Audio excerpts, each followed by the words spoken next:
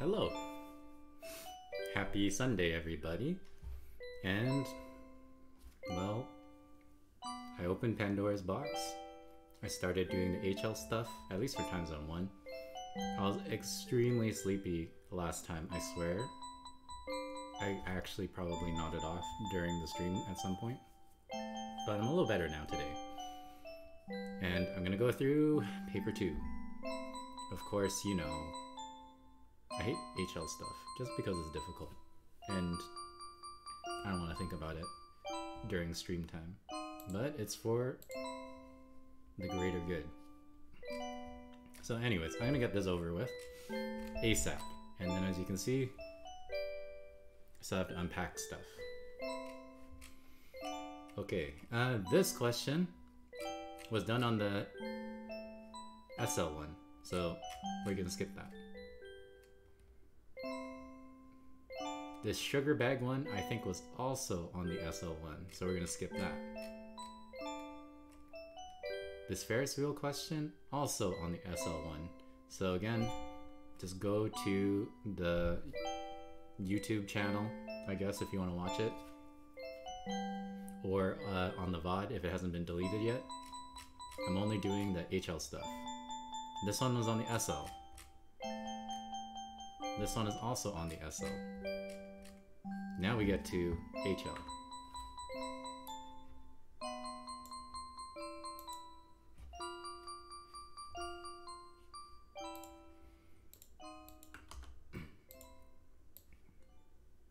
Okay, what do we got? We got 2 planes. And then we need a Cartesian equation of plane 3, which is perpendicular to both the other planes and passes through this origin. Okay. So the normals of each one, you can just read off the coefficients. So 3, 2, 1. 1, 2, 3. What the heck is wrong with me?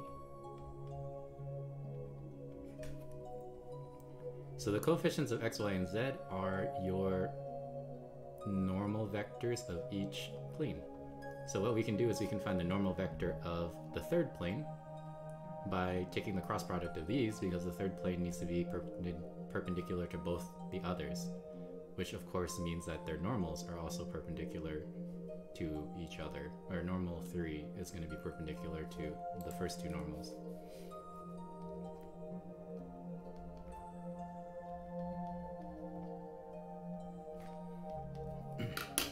So we can calculate the cross product. I'm going to cheat because I don't want to waste time. Cross product calculator.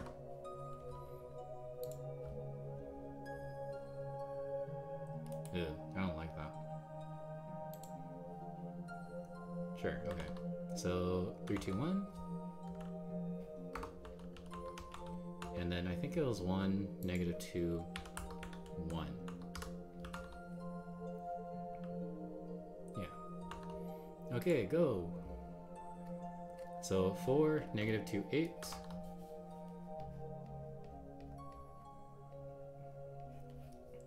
And then essentially, now that we have the normal, we know that the equation of a plane is the normal dotted with x, y, z, and this should be equal to the normal dotted with a point on the surface, so 0, 0, 0. So in other words, 4x minus 2y plus 8z equals 0. So I think this is how you do it. Let's see. 3D Desmos.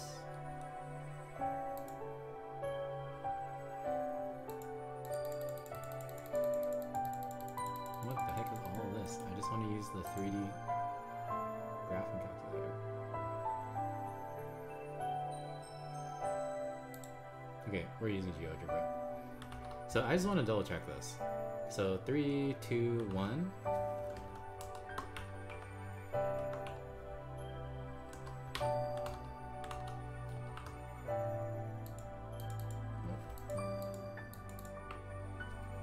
3x plus 2y plus z equals 6. So here's my first plane.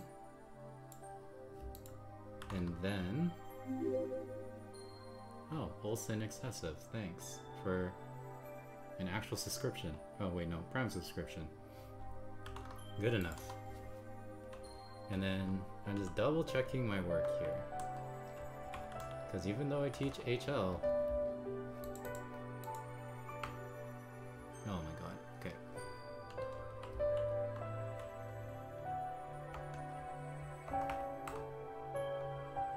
Plus Z equals, I think it was 4, right? Yeah.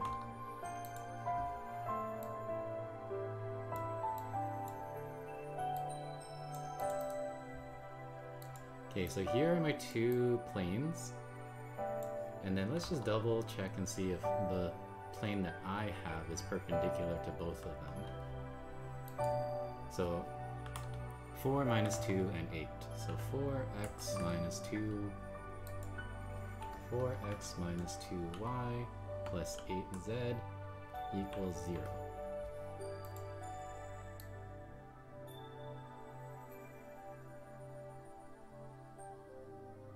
I honestly don't think it is.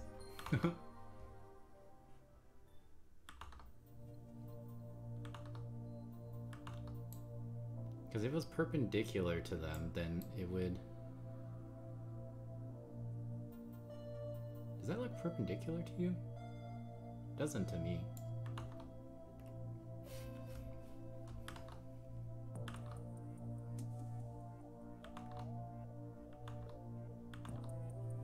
See, this is why I don't like doing HL stuff.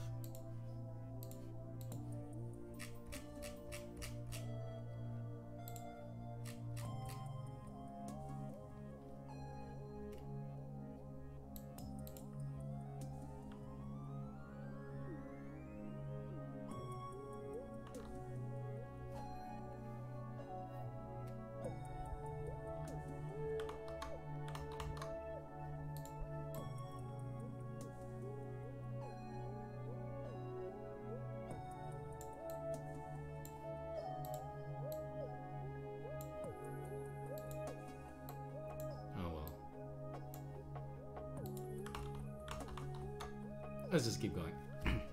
Find where they're going to intersect. So I guess you would solve a system, wouldn't you?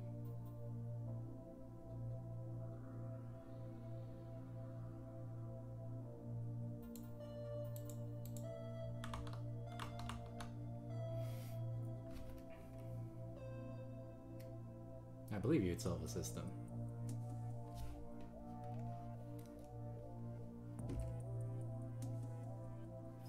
3, 2, 1, negative.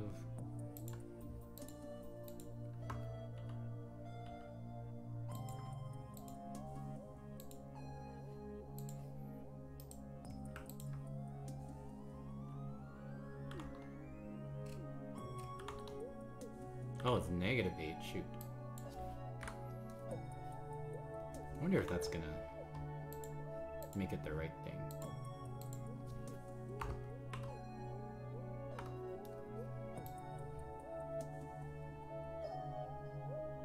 Yeah, this one looks more perpendicular. My bad. Yeah, okay, there you go. I knew I didn't mess up. It's just stupid mistakes. Okay, part B. So find their intersection.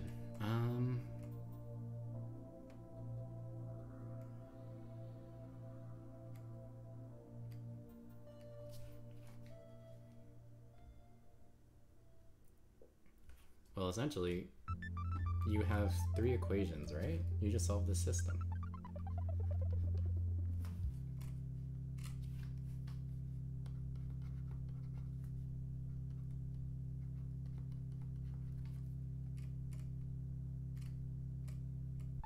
So...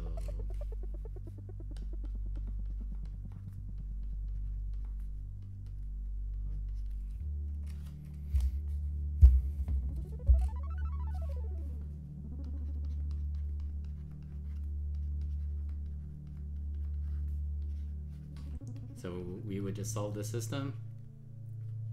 You can use the GDC, of course, because it's a paper 2.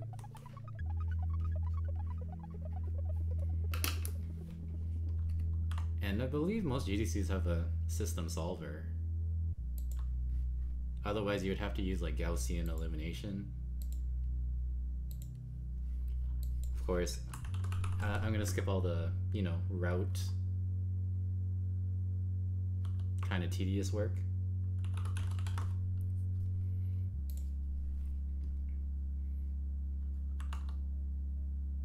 So this is a 3x4, right? So it goes 3, 2, 1, 6, 1, negative 2, 1, 4, 4, negative 2, negative 8, 0.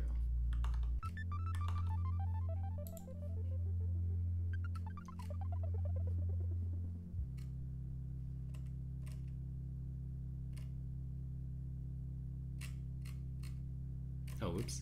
I don't want a matrix reducer.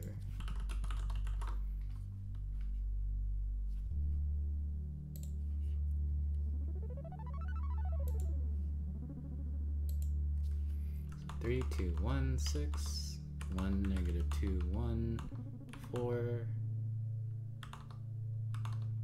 4 minus 2, negative 8, 0. Blah, blah, blah, blah, blah. Okay, can you just give me the reduced?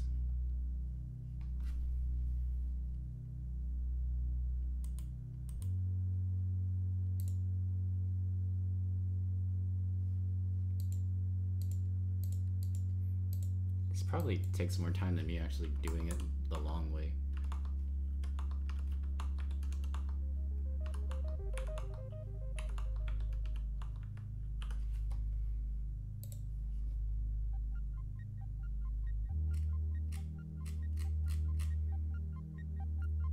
Okay, there you go. There's your stupid coordinate.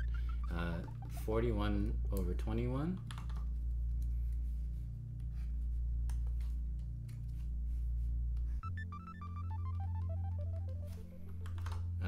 Negative 10 over 21.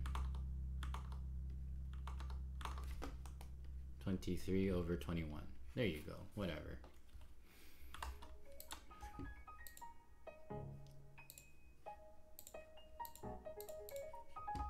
Okay, moving on.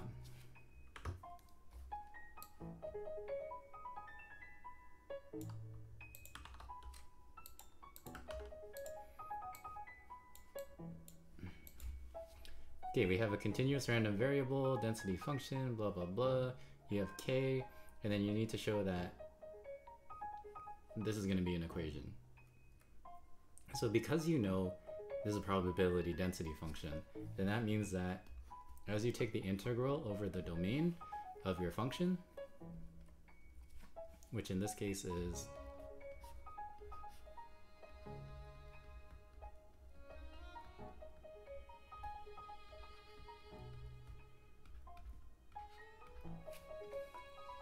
this needs to equal 1 because it's probability function. So what we can do is we can take the integral and then we'll have an expression with k, and then I'm sure if you rearrange it you can get this happening. So let's see how that works. Let's do a u substitution.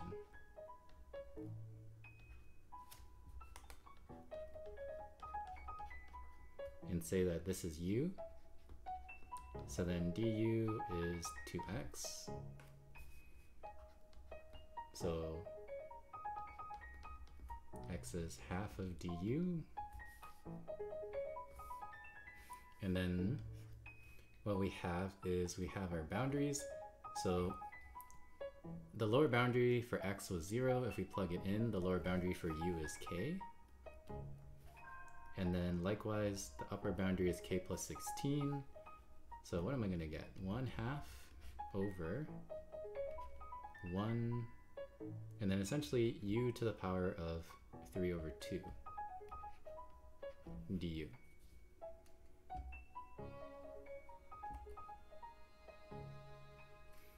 Okay, and then take the integral.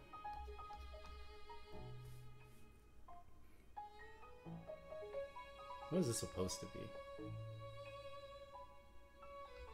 Ugh, I don't want to think about this right now. So it would be, I guess, negative 2 u. I'm going to write this as negative 3 over 2.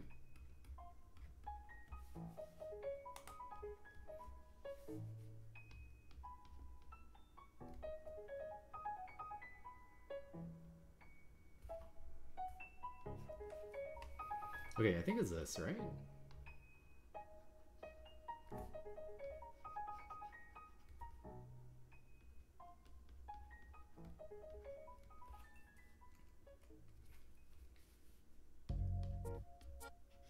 So this needs to be equal to 1, right?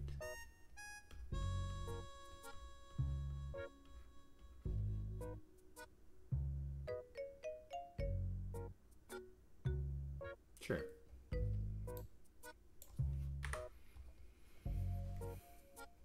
I think this looks good. Take the derivative of this, bring down the negative 1/2. So cancels out. Minus 1, you get negative 3 over 2. Sure. Okay, let's plug in our boundaries.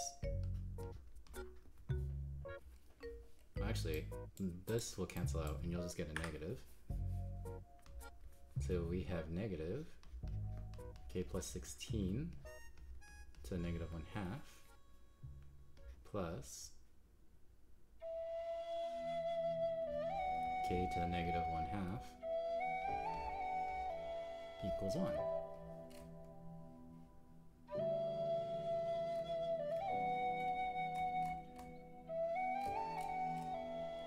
Okay, and then essentially we're just going to multiply this whole thing by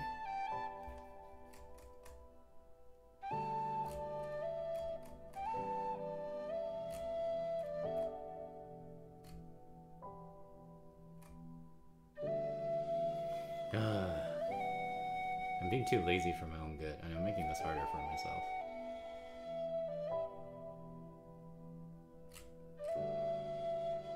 But this is a good struggle.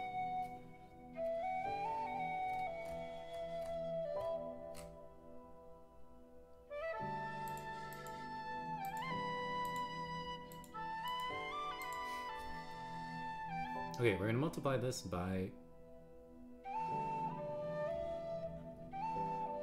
k to the negative 1/2 and k plus 16 to the negative 1/2. Essentially, I'm just rationalizing the denominator.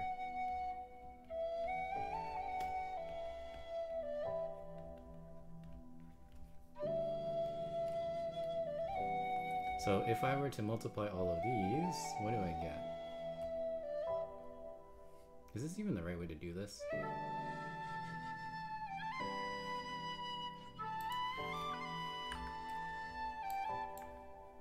Okay, maybe I won't be lazy.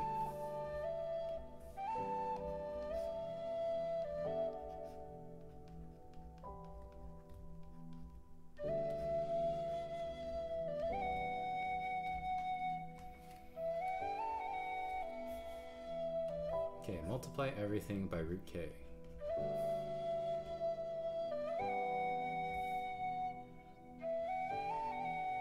So I'm going to get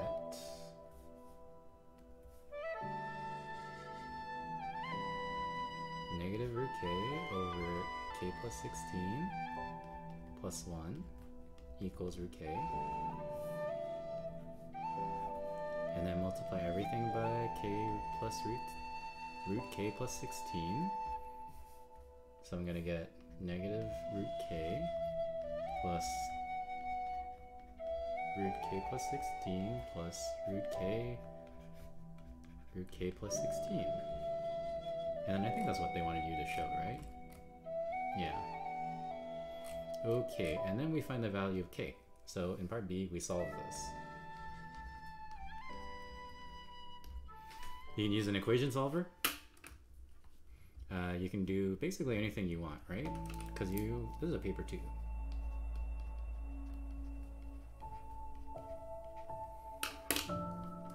So how would I solve this? Good old Wolfram Alpha. I think this should be able to help me out.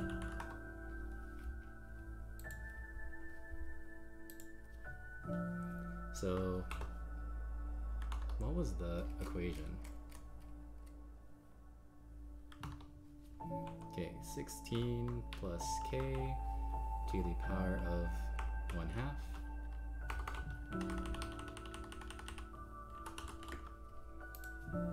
minus k to the power of 1/2 is equal to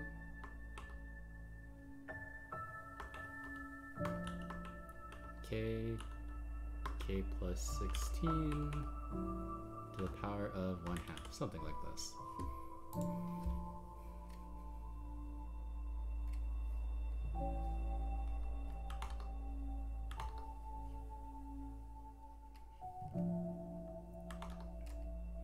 And then k is a real number, positive real number.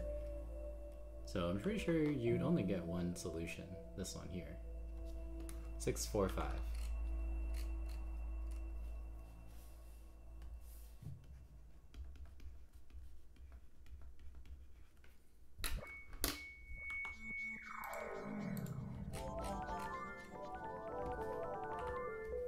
Even though I skipped like half the paper, the HL questions alone are gonna probably take me a lot of the time.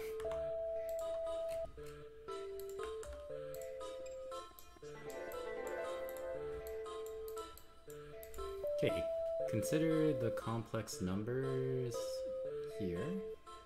Sure.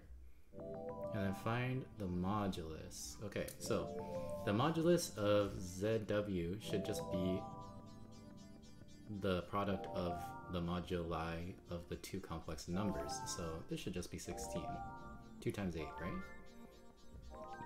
Now the argument, when you multiply two complex numbers together, you add their arguments together. So the argument of ZW is pi over 5 plus 2k pi over 5, which I guess is going to be 2k plus 1 pi over 5? Because you have 2k pi, you're adding another pi, so then that's 2k plus 1 pi. And then, let's see. So this is a complex number, sure. What else would it be? Find the smallest value of k.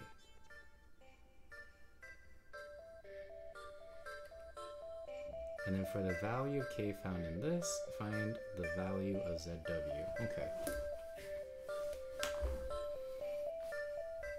Okay, k is an oh, wait, oops. Suppose that this is an integer. We need to find the smallest value of k. So that means a couple of things. Essentially, the argument for ZW is 0, a multiple of 2 pi or pi, essentially. Because if its argument's pi, then it's a negative number, negative integer.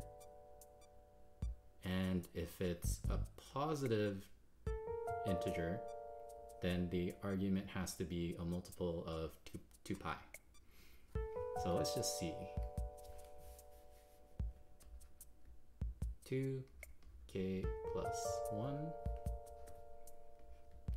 pi over 5. Okay, so let's see. Keep in mind that k is a positive number. Is a positive integer, rather. So essentially, if k is going to be 2,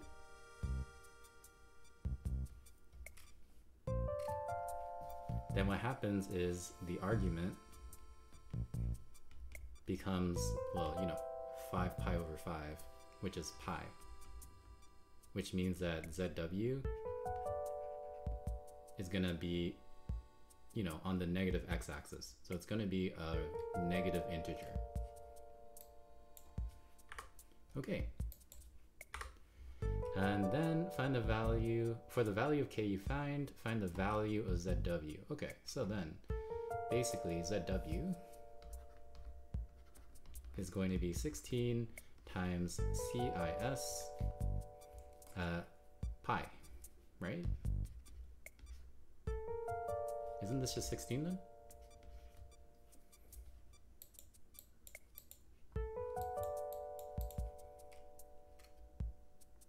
Yeah. Well, here's the modulus, right? And you know it's an integer, and you know it's a negative integer, so it has to be negative 16. Whoops. There you go. Easy peasy. Oh, this looks like an HL question too.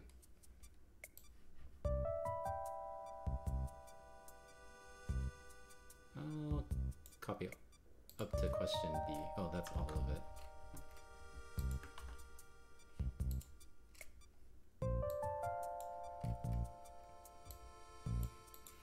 Okay, two boats travel north.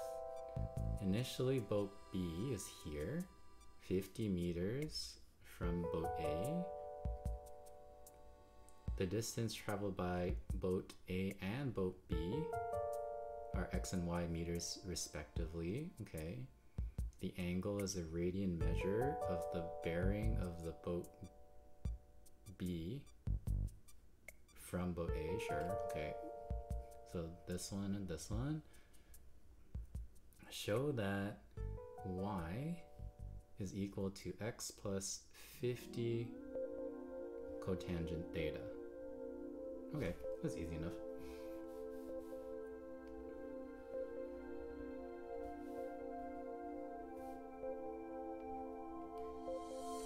So as you can see from the diagram, y is going to be x, which is this distance, plus d. Now, to figure out d, well, we can use trigonometry on this little part right here. So this is d, and we know that this is 50.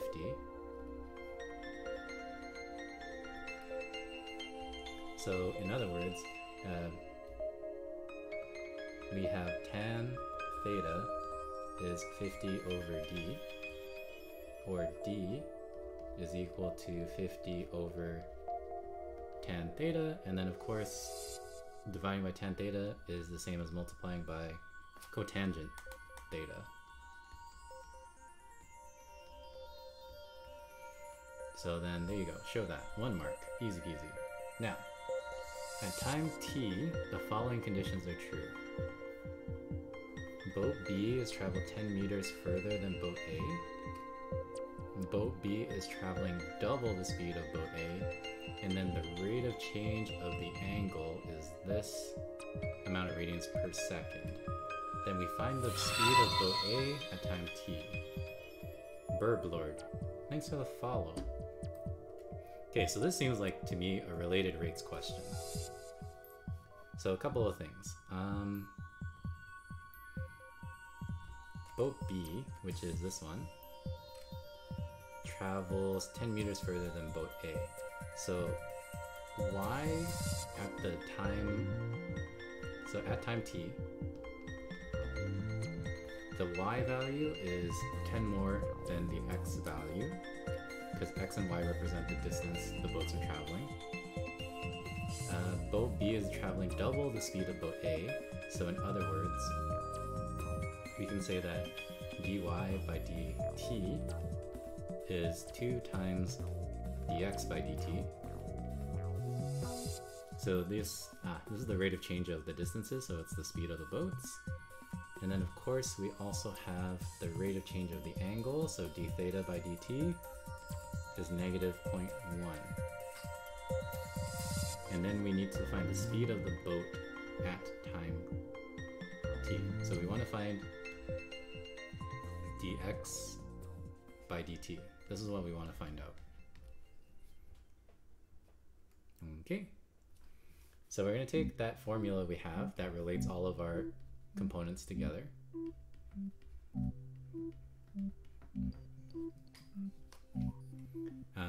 we are going to take a derivative. So we have dy dt, dx dt, plus 50, whatever the heck the derivative of cotangent is. Hopefully they have this in your formula book.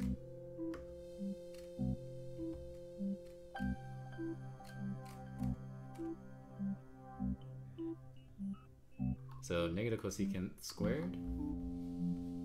So I guess this will be minus 50.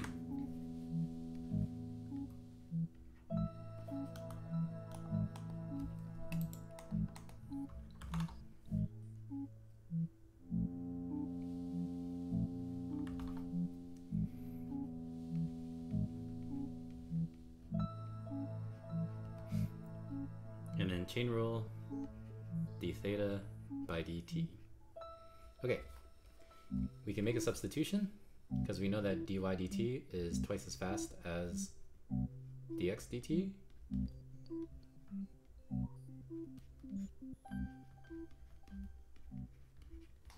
This is why I did a little double check earlier. This is so weird to me because trig ratios are normally written with 3 letters. So cosecant is usually CSC, right?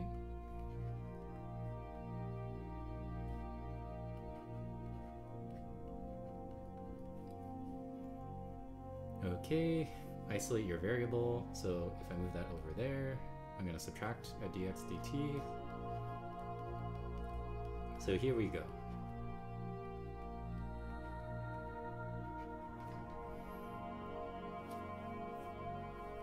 We have an expression for dx dt, which is what we want to find out. Now what's nice is that we can almost evaluate this. We know what this is. This is negative 0.1.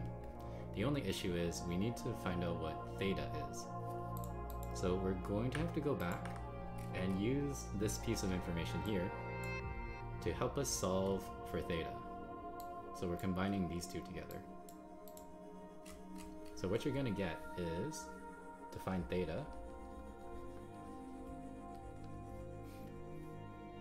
y, which we know is x plus 10, should be equal to x plus 50 cotangent theta, right? According to this formula. And then we substitute this in here. Well, substitute this in here. So, very convenient.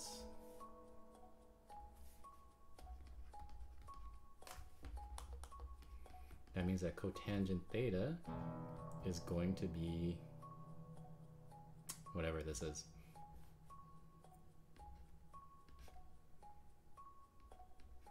One over 5.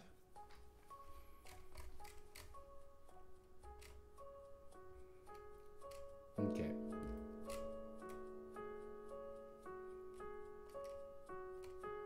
Now, theta is clearly an acute angle. So, if we want to find out what CSC is, cosecant is, I can just draw a right triangle in the first quadrant. In the first quadrant, because I know this is an acute angle. So that means that I have an adjacent of 1 and an opposite of 5, because this is the reciprocal of tangent. Which means that my hypotenuse is root 26. So CSC, cosecant, is the reciprocal of sine. So this is hypotenuse over opposite, right?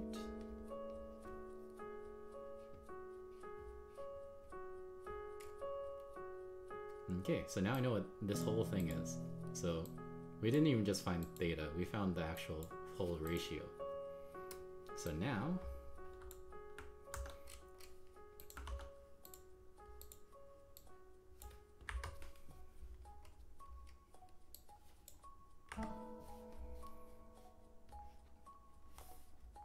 I know that cosecant is going to be root 26 over 5 squared times negative 0.1. And then that's basically your answer. You just need to simplify this. So the two negatives are going to cancel. 50 times 0.1 is 5. And then if I square this, we'll get 25 over 26. So 26 over 5.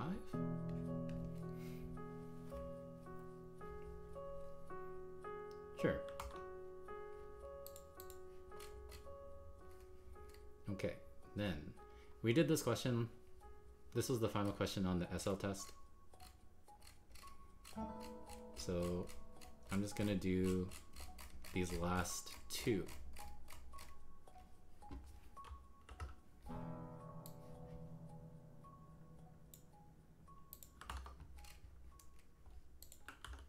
But these are the long ones. 20 minutes? Jeez. Here we go. Okay. This function is a rational function. You cannot be these two values, p and q. Find the value of p and q. So it's a rational function, so you can't divide by 0. So in other words, p and q we can figure out from this equation right here. Find out when the denominator is 0. So when you do, you'll find that p you can say is positive 1/2 and q is negative 1/2. Because if you solve for x, this is plus or minus 1 over 2. Okay, then we find an expression for the derivative. Easy enough to do. We can just use quotient rule. I'm gonna cheat. So derivative of 3x plus 2. Look, I did say I was gonna skip all this mundane stuff.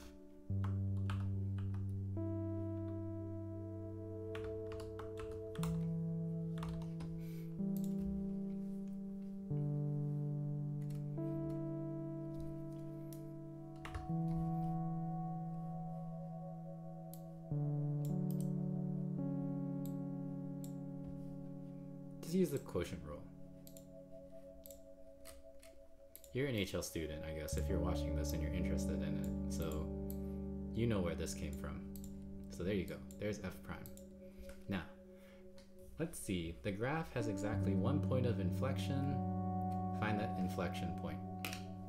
So what we do is we need to take the second derivative and then solve it for 0. So I'm going to find the second derivative of this.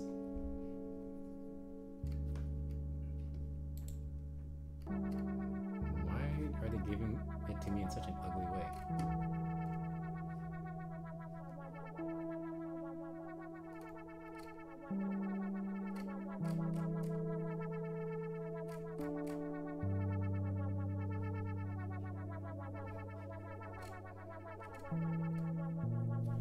Okay, alternate forms.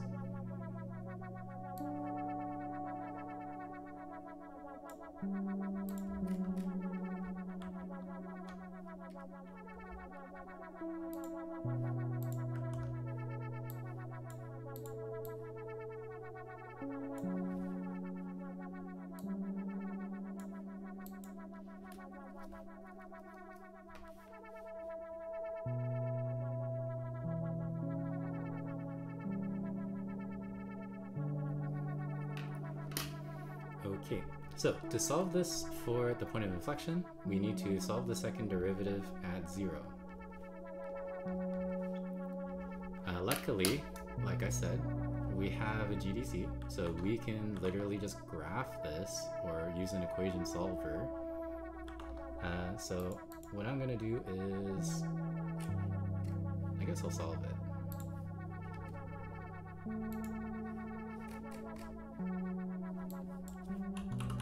So solve this equation. I'm gonna ignore all this denominator stuff because that doesn't really matter for solving a rational function.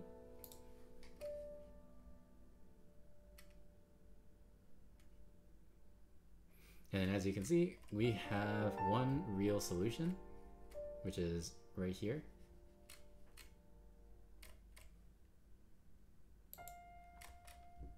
Okay, I don't want the exact value because it's kind of ugly. Let's go with decimals.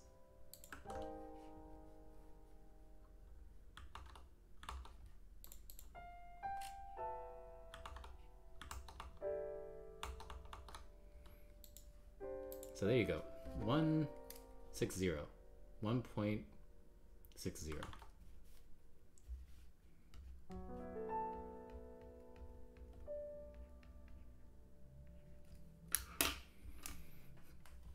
Okay. And then what? Sketch the graph of the function from -3 to 3, showing the values of any axes, intercepts, coordinates of maximum, local, minima, giving the equations also of any asymptotes. Okay. This is a GDC question, so you can just put this into GDC and then just sketch what you see. So 3x plus 2 over 4x squared minus 1.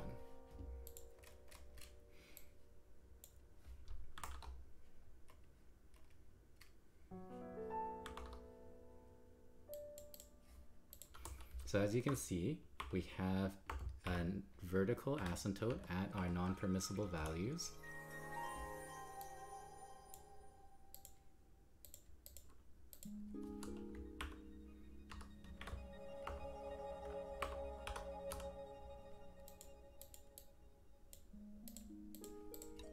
Right here and right here. What else do we need? We need intercepts. So you can calculate the y-intercept relatively easily. You would just plug in 0 into your function and you would get 2 over -1, which is -2. Your graph and calculator can calculate maximums and minimums. So you can calculate these coordinates relatively easily, and also the x-intercepts if there are any. And then, because the degree of the denominator is larger than the degree of the numerator, we have a horizontal asymptote at 0.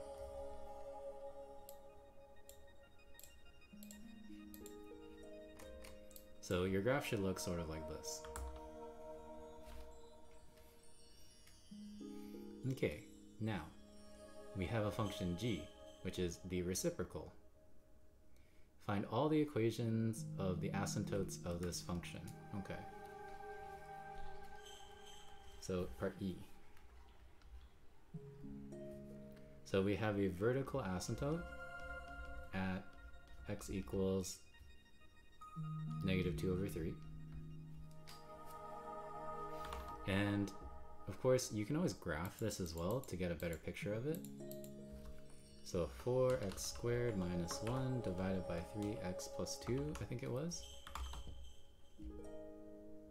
Yeah. And this is going to have an oblique asymptote because we have a second degree over a first degree. And so how you can find that is, well, this is how I learned it. We do a very quick polynomial long division.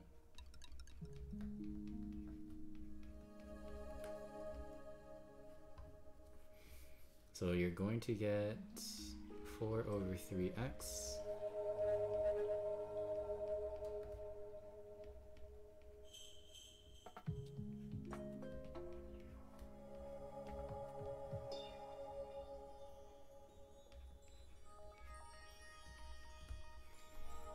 and then divide this by 3, so -8 over 9. Okay, so your quotient is going to be the equation of the oblique asymptote.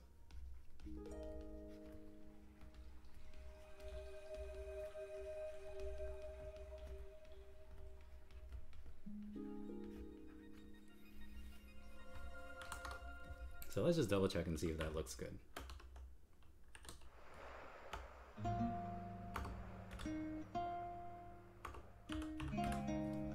That looks pretty good to me.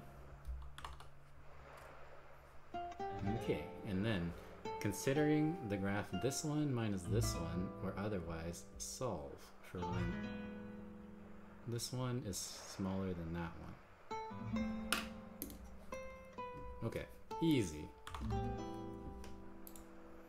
So this one is called G, right? And then F was the reciprocal of G, so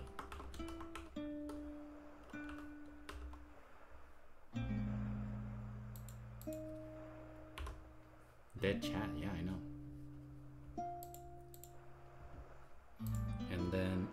let's call a third function. Actually, we don't need to give it a name. Let's just say y equals g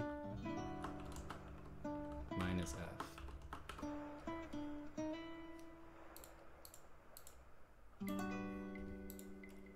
Yeesh. Okay.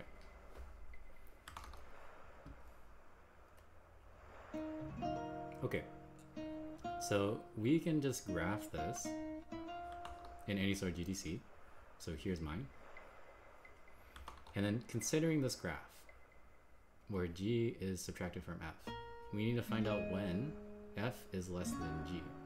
So notice that if f is less than g, then if we take g, take away f, the result should be positive. So this is essentially asking you, when is the graph, when is y positive?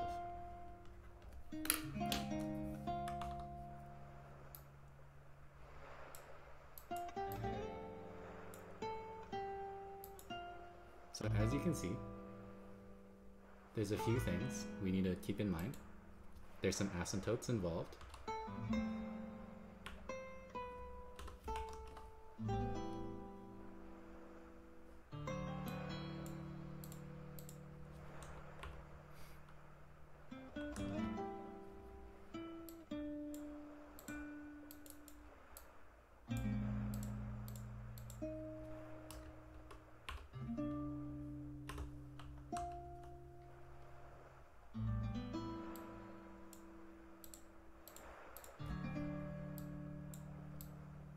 Okay.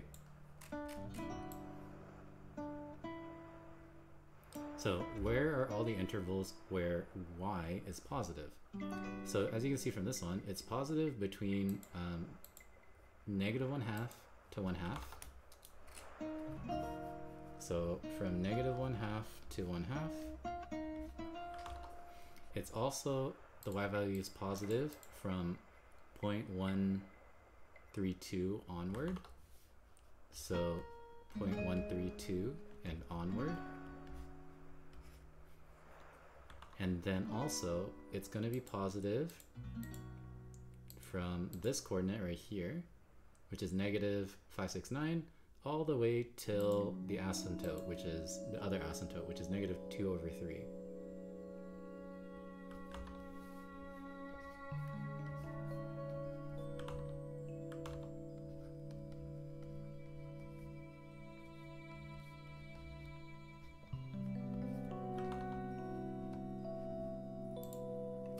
And I think that's it.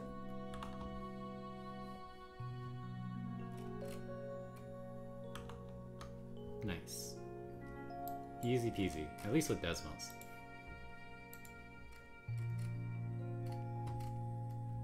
Okay, and then final question. Wow, this paper went so much better than paper 1 on Thursday.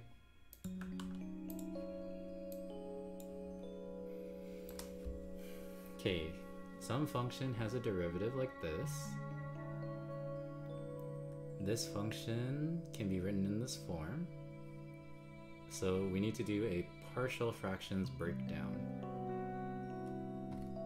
So 1 over x k minus x is equal to a over x plus b over k minus x. Okay, and then I always forget how this works. We're gonna, I think, multiply everything by x times k minus x. So on the left side, I'm gonna have x times k minus x. On this side, I'm gonna have a times k minus x. And then on this side, I'll have b times x. Right? Okay. And then we would equate coefficients after we simplify this. So I got kx minus x squared. I got ak minus minus ax plus bx.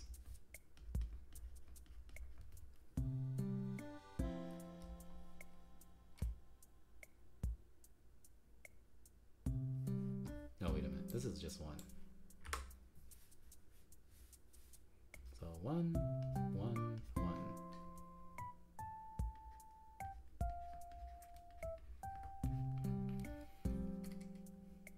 Okay, easy enough. Equating coefficients, b minus a needs to be 0, so a is the same as b. And then also, a times k needs to be 1, which means that a is 1 over k.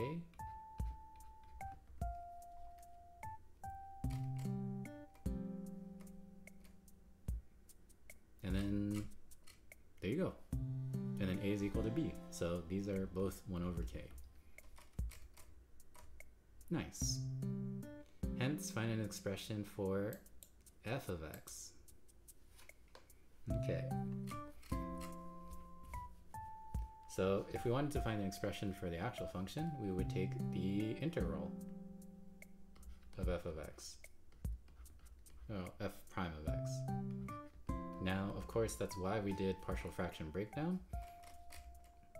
Now, we can take the integral of the partial fractions instead. A and b are coefficients, so I can just pull them out. And I need to integrate 1 over x dx and 1 over k minus x dx.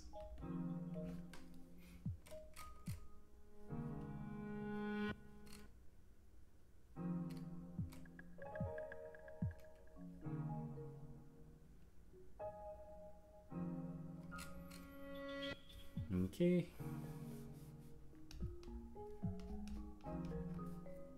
Easy enough to do. So this is natural log of the absolute value of x plus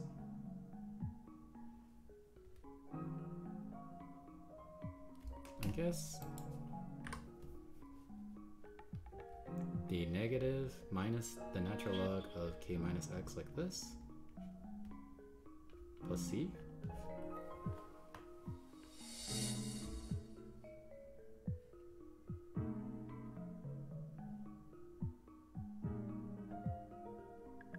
I think this is it, right?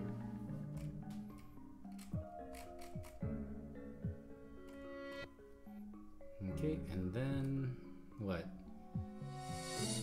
Consider P, which is a population of ants, which has this initial value. Okay. The rate of change of population can be modeled by this differential equation. Okay. Does this have anything to do with this one? Whatever. Okay. And then where t is measured in days, k is the upper bound. Solve the differential equation, show that you get this thingy. Okay. So I think this is C. So we have dp by dt.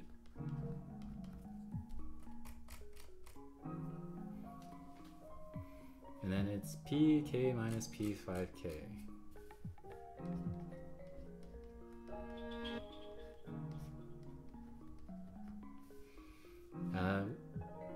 And what we can do is we can basically, I think you use the stupid integrating thingy mabob.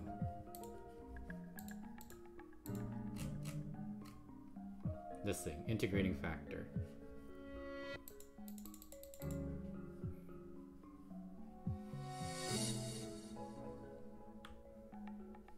So y, a function of x, and then another function of x.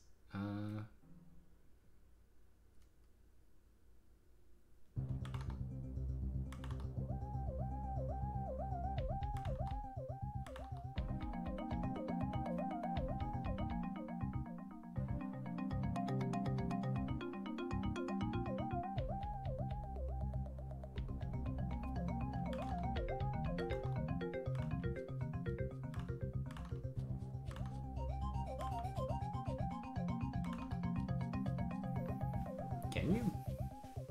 I know it's separable, but I just want to see if you can do an integrating factor. I feel like you can. But maybe you can't.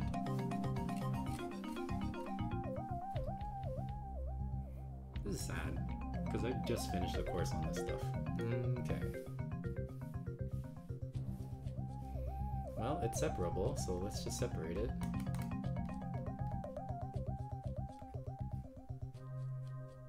It's definitely dead today.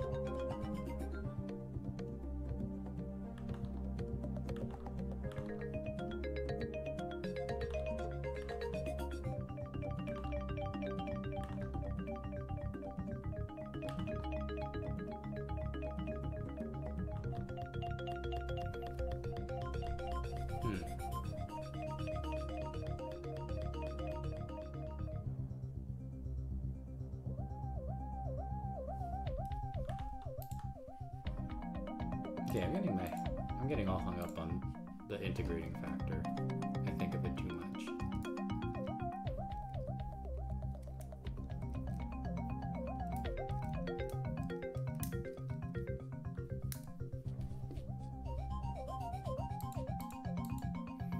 Oh, this one's 8 marks.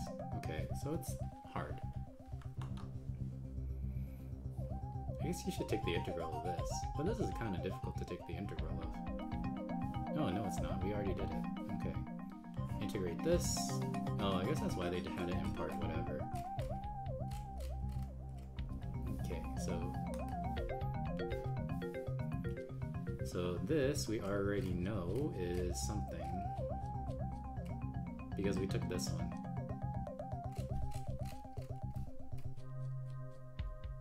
So I guess it's all of this stuff, right?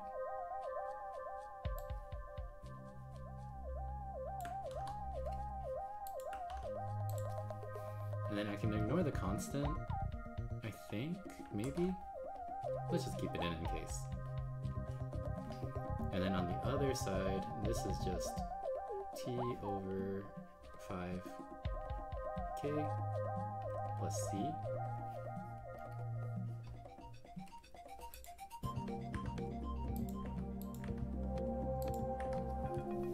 And these should be p's now.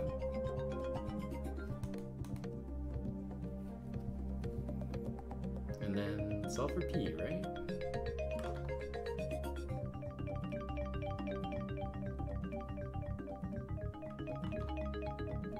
I honestly don't remember if I need these constants or not. I feel like I don't need them.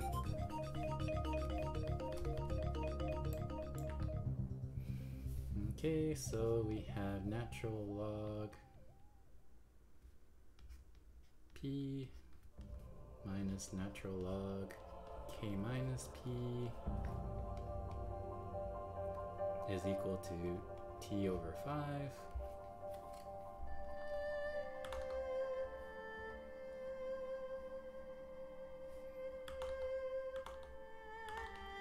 P is positive, so we can just say that this is natural log p.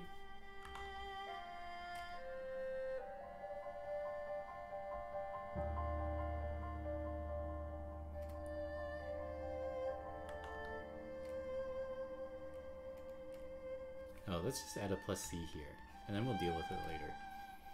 And then k is the upper bound, so if we so an upper bound minus the population is always going to be positive as well, so we don't need the absolute value.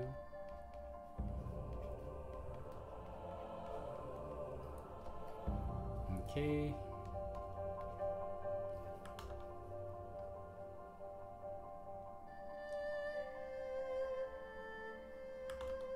And then we can combine these together.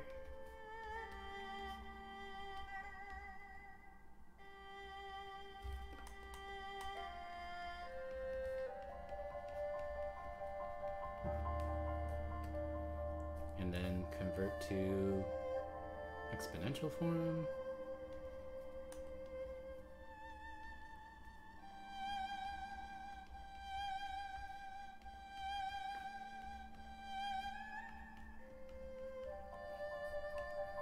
And then multiply this over here.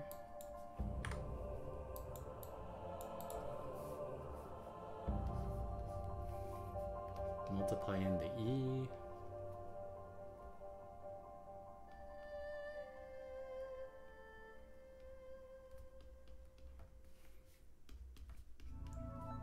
Bring the other p term over.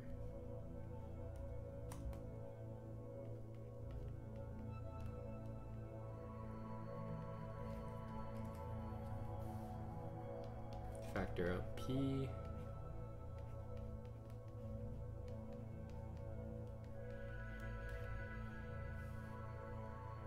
And then there you go, solve for p.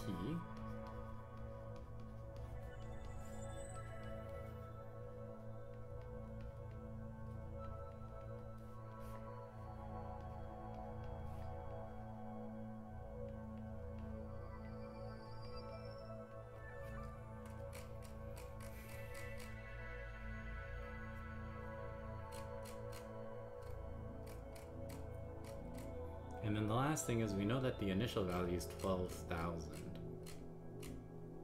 So if I were to plug in t equals 0, I should get 12,000, or 1,200. And that will help me find my constant. So we're gonna have k times e to the power c over 1 plus e to the power c is equal to 12,000. I'm sure there is a more efficient way to do this. And then we will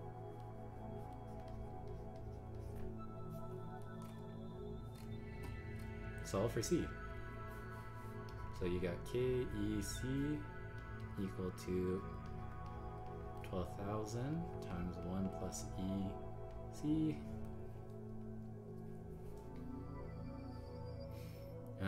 Multiply it in, collect my C's.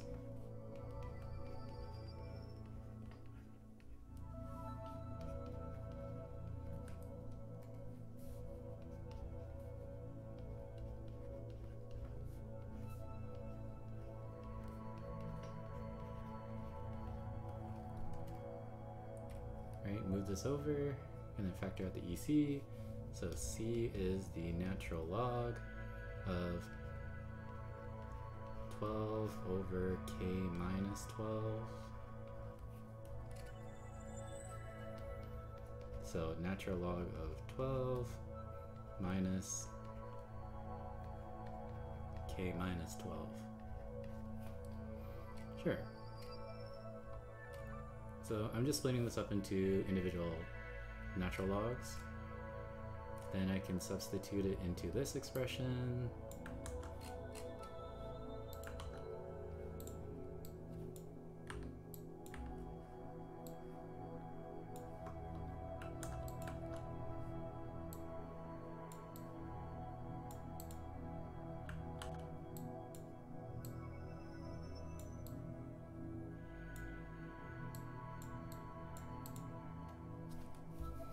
So if we do that, then you're gonna get K. Have I finished moving in? Does it look like I have?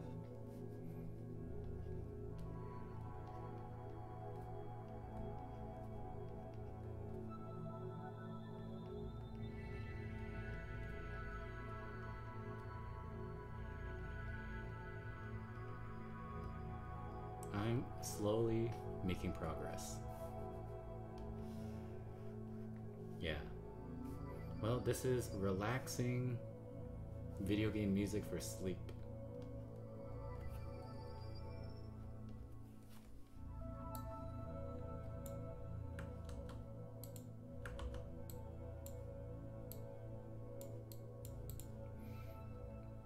Okay, so I substituted C in here, and I wrote that as a big multiplication. Is it that much louder than me? Okay, how about now?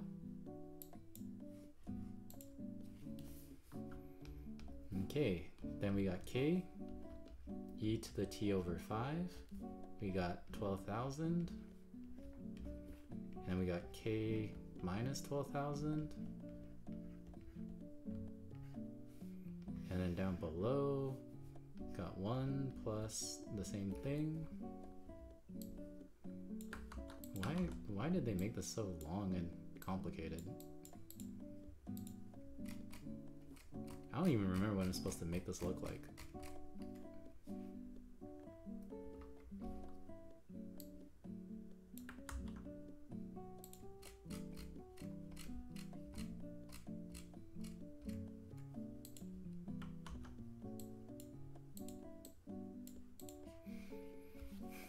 Well, this looks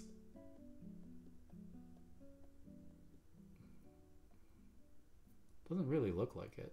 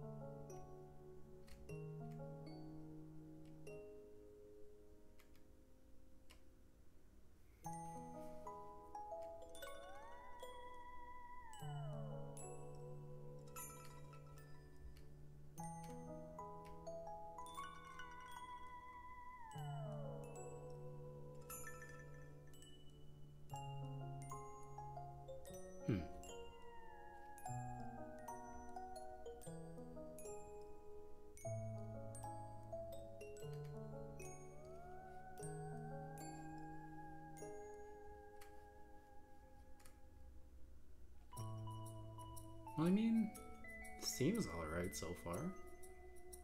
Do I just gotta keep playing around with it more?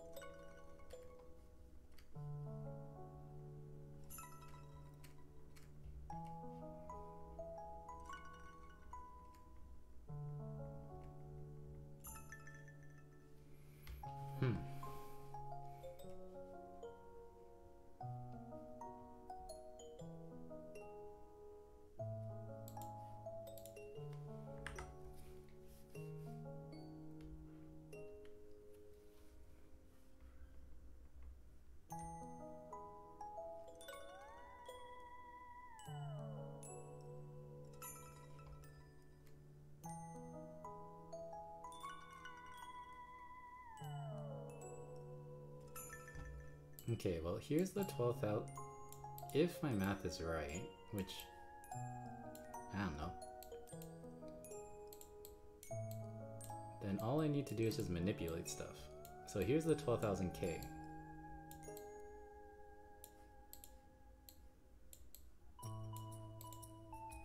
Right? And then down below, I have this.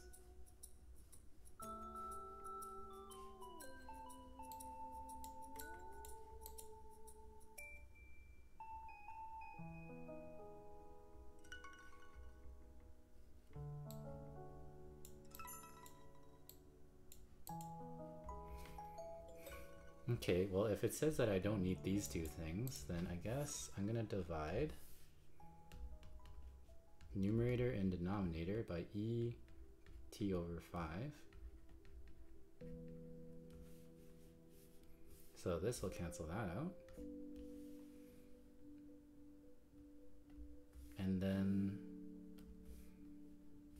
this will also cancel that one. But then this becomes e to the negative t over 5.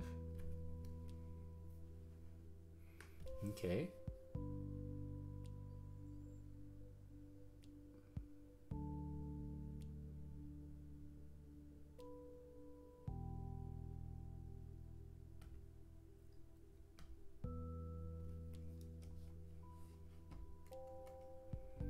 And then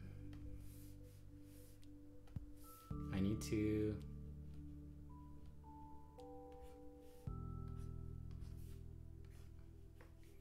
also get rid of this k minus 12,000.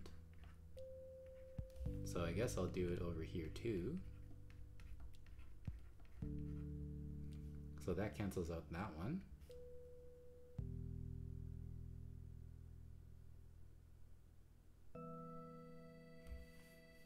But then I'm gonna have k minus 12,000 to negative 1 here.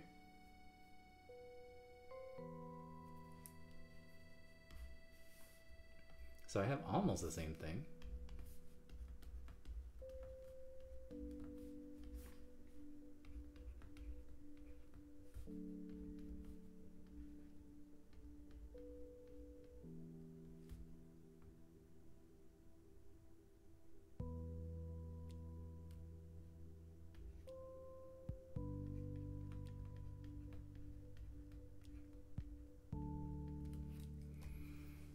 Mine is just, this part doesn't line up so nicely with mine. Hey Snake Star, how's it going?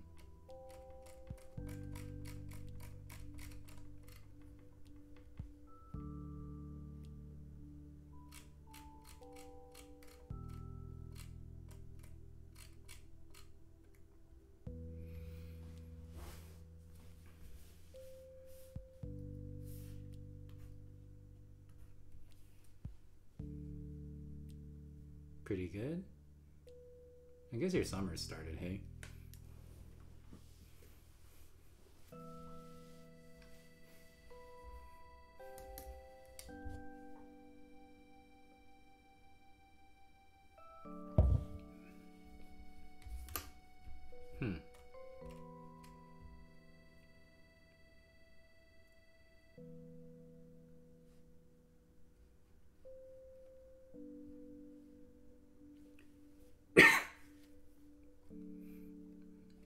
What are you even doing? Isn't your province in lockdown? How's that West Coast life been? The usual. We're still in school.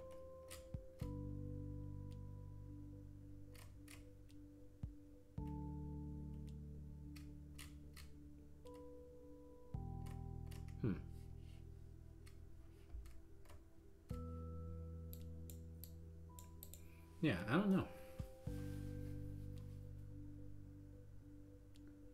Can't go out no more? Yeesh. That sucks. Hope you have something to like entertain yourself.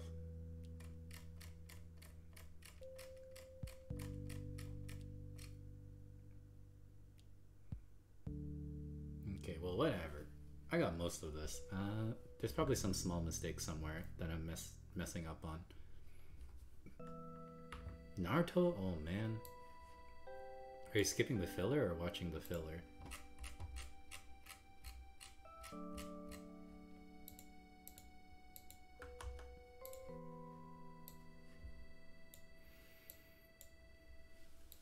Naruto's so old. The show came out so long ago and ended so long ago. You should watch more updated, popular anime.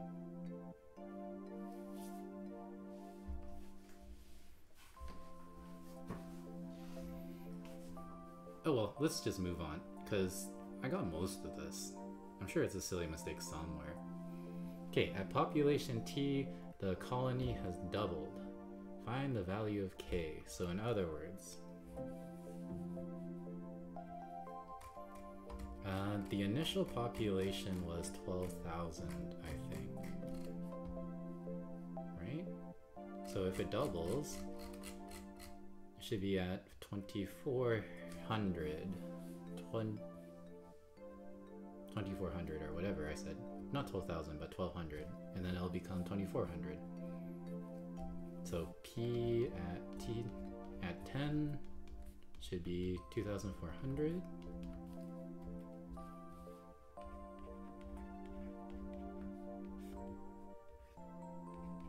And then we'll use their equation, because I'm pretty sure it's the right one. And then if I plug in t is 10, then that becomes -2. And then solve, right?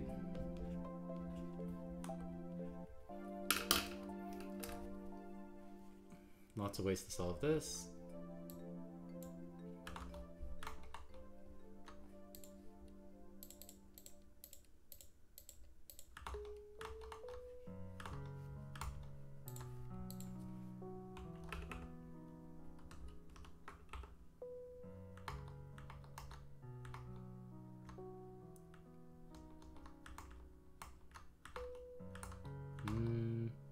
I guess I'll use decimals.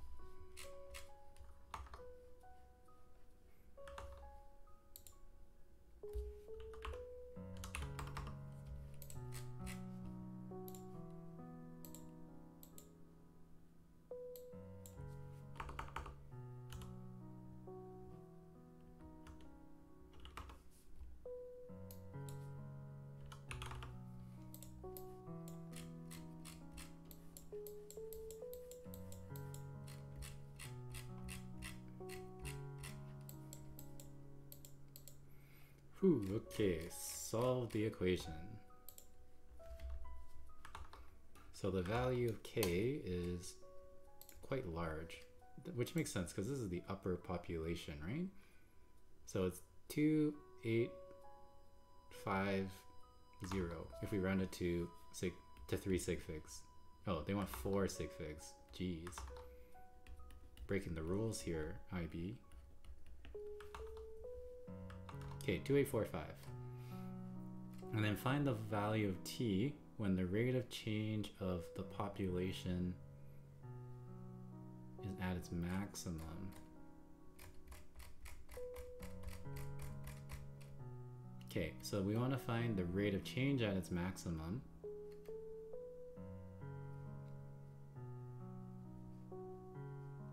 So we take the derivative of this thing, solve it for 0.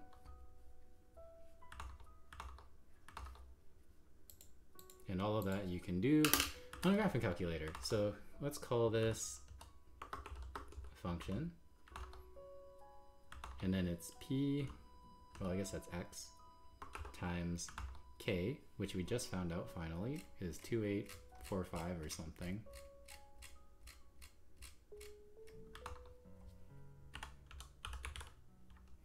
Minus x. All of this is divided by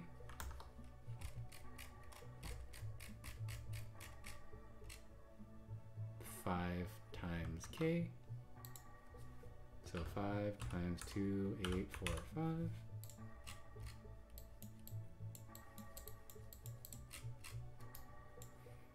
Sure, and then we can graph this. Oh, and then we don't even need to take the second derivative because you can just graph this and then calculate the maximum on the GDC, which is right here. So that x value, or that t value rather,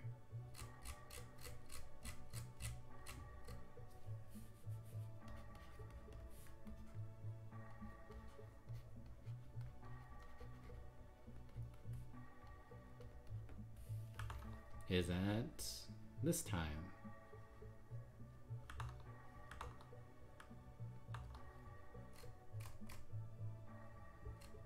Right?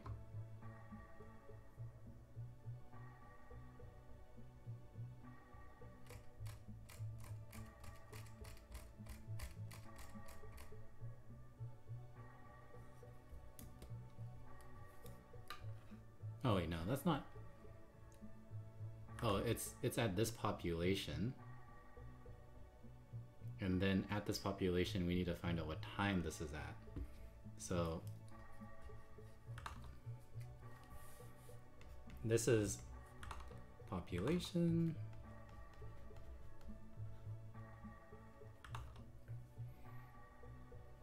Okay.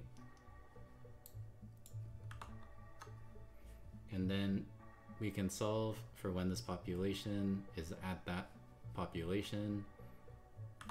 Yeesh, so much work.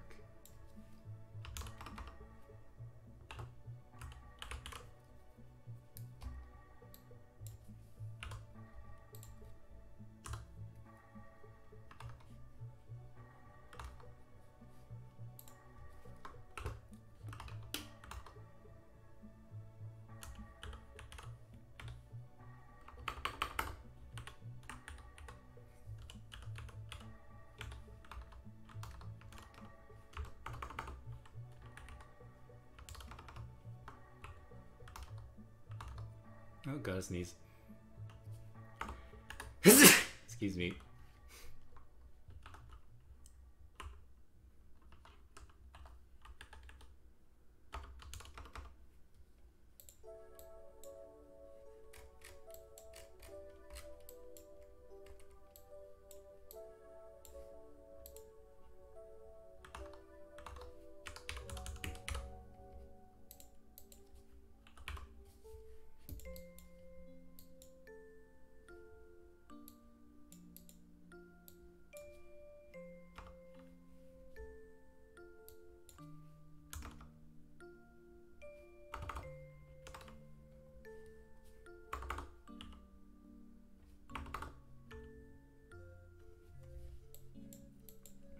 Okay, so if I did this all right, one, I graphed this thing. I wanted to find out when this is at a maximum, the rate of change. So and then this is a function of the population. The rate of change of the population is at a maximum at this population.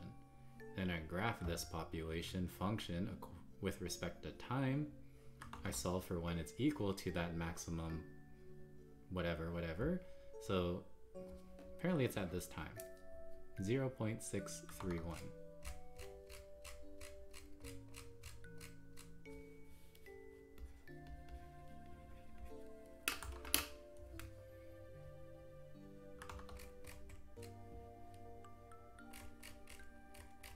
Which is kind of a weird time,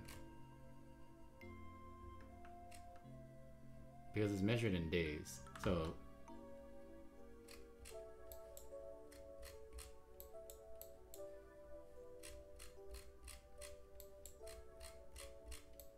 but fine, we'll go with it. And then there you go. I think I'm done the paper.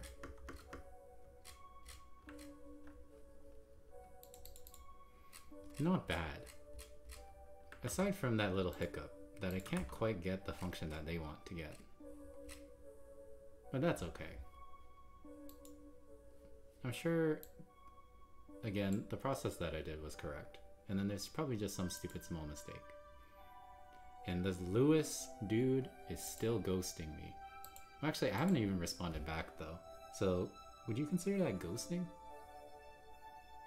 Either way, this person has not responded and I still don't have time zone 2. I think I just gave away time zone 1 for free. I got baited. Catfished. Sad.